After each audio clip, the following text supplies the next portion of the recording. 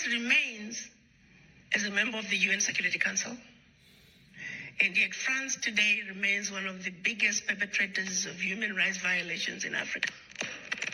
And everybody is giving it, the world is giving it a blind eye. United Nations, it is a body that's supposed to be the watchdog for human rights violations. France remains the biggest risk to peace and security in Africa today, and nobody is talking about it. France did something absolutely deplorable. Made the former colonies, because they still are colonized, sign a document which they called the Pact for the Continuation of Colonization. Dig this. On one hand, we're giving you your independence, but on the other hand, sign this document that you are agreeing to continue to be colonized. So two countries said, no way, Jose, we aren't doing this. Guinea and Mali. The French could not understand it. How could an African country dare not want to be affiliated with France? So in their anger, history tells us that they went into those two countries, took everything that they thought they had brought, proceeded to pour concrete into the sewage pipes, completely devastating the two economies. This was also done as a way of letting the other countries know that should you refuse to sign this document, this is the fate that awaits you.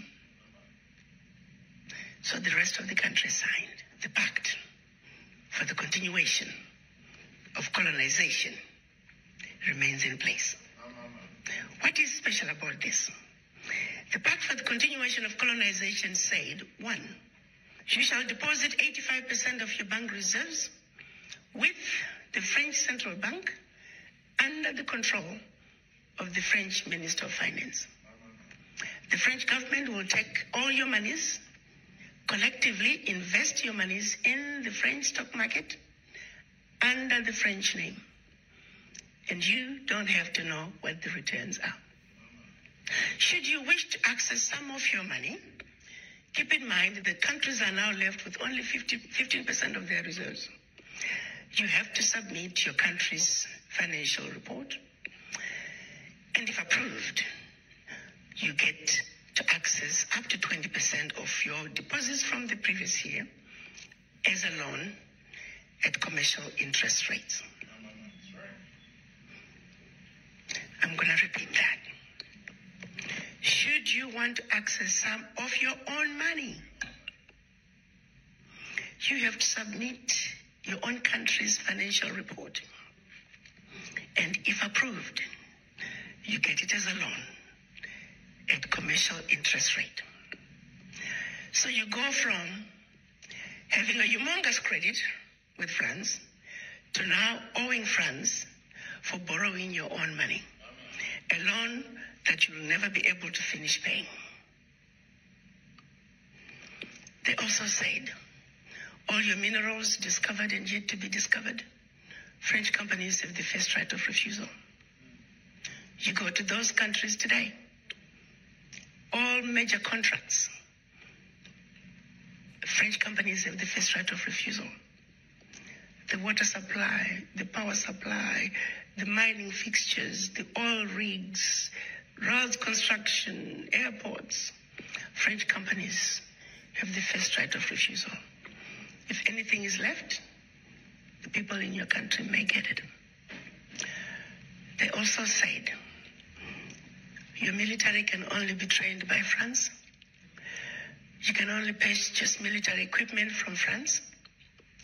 France shall have military presence in your country and can invade your country without notice if France feels that her interests in your country are being violated.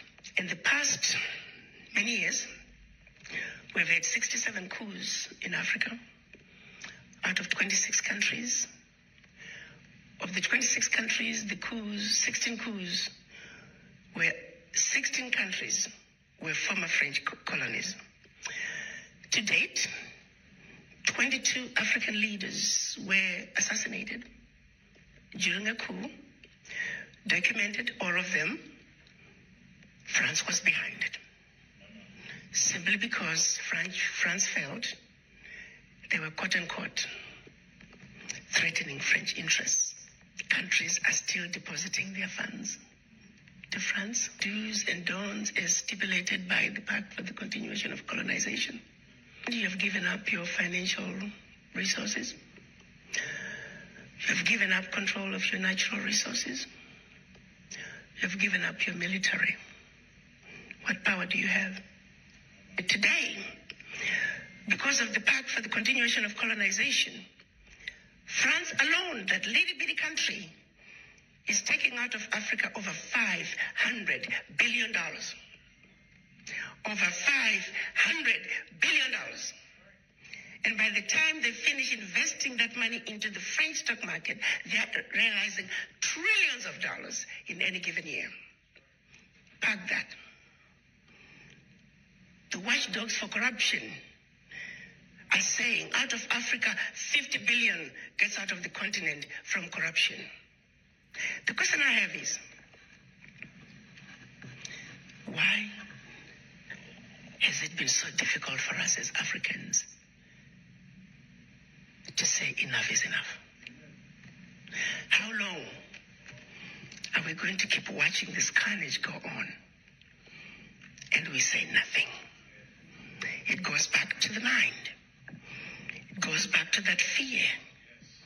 It goes back to that sense of inferiority. And I go back to the diagnosis I made when I went to Washington.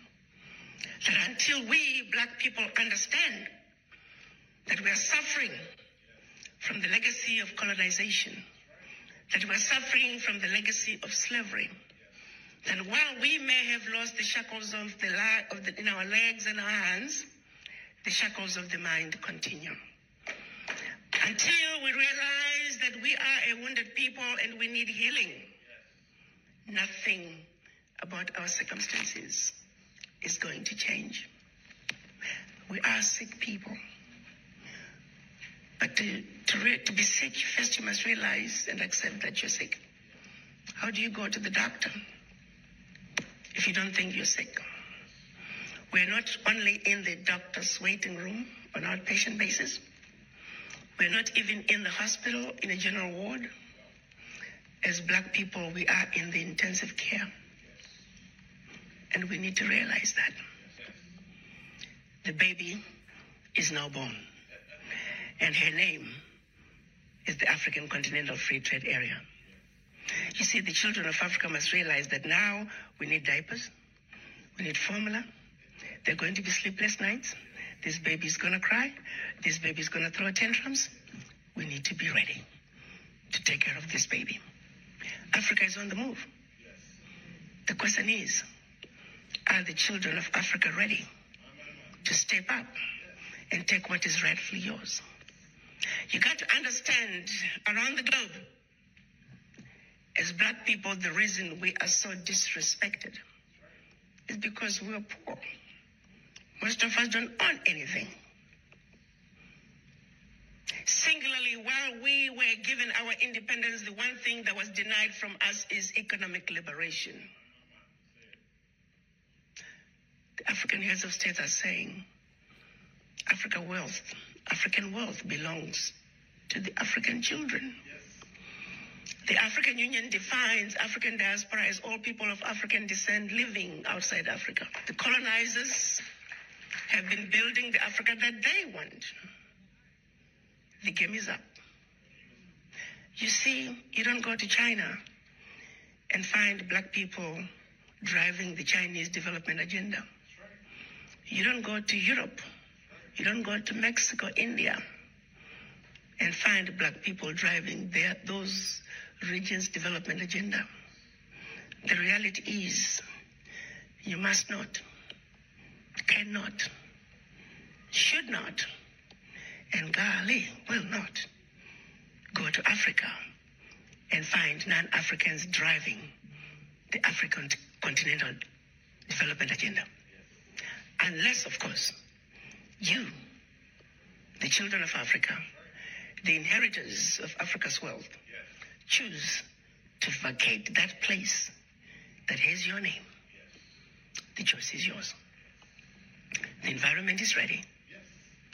And so, I'm on a mission to see to it that we, people of African descent, truly understand our Africa, truly realize that we have been lied to, but that we're smart enough to know better, that we have been sleeping, that it's time to wake up. You see, a united African diaspora is a sleeping giant. It is the sleeping giant that is needed to bring the sustainable change that Africa desires. Bigger corruption in Africa is coming from outside. Try flying low over the DRC. You're going to see tarmacs in the middle of the jungle. You're going to see 747s flying into the DRC, picking up minerals and flying right outside the country. Do you think those multinationals are going to want to see peace in the DRC? Do you think they're going to want to see peace in South Sudan? No. A stable Africa is an Africa that cannot be exploited. So they will see to it that there will never be peace in Africa by any means necessary, unless you come to the table and do something about it. For a continent that doesn't have a single gun manufacturing company, we simply have endless supply of guns. How?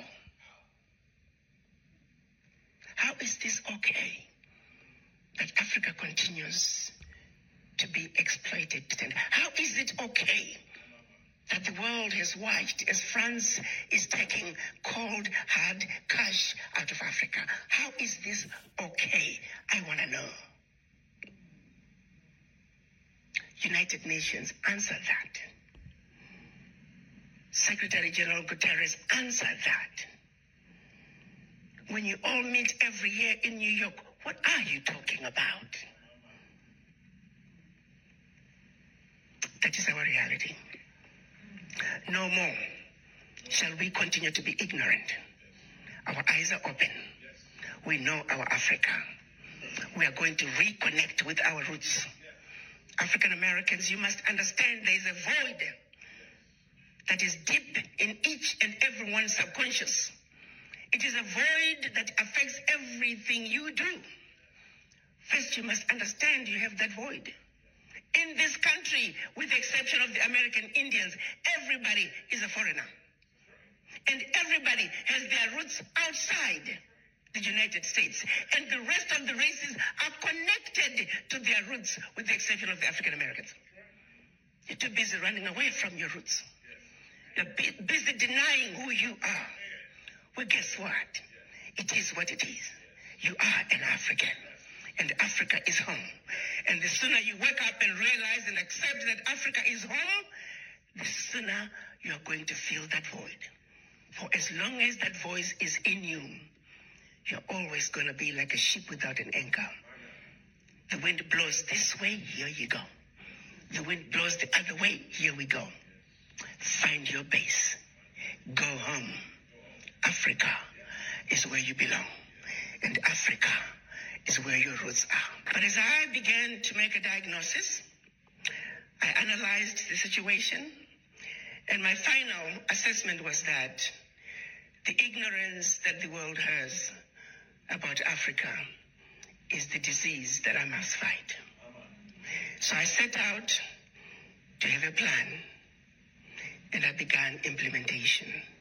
Because it is only when that disease is treated, it is only then and only then can we embark on a true healing path for Africa and her children. The African Continental Free Trade Area is creating an economy that's $3 trillion with a workforce intra-Africa of 1.27 billion. An environment that you can spread and grow your business like wildfire from one country to the other. The borders that have kept us from trading with each other as African countries are in the process of being melted as we speak. Thank you. We stand alongside you and we support your mission and your fight. Please accept this as a small token of our appreciation. Thank you.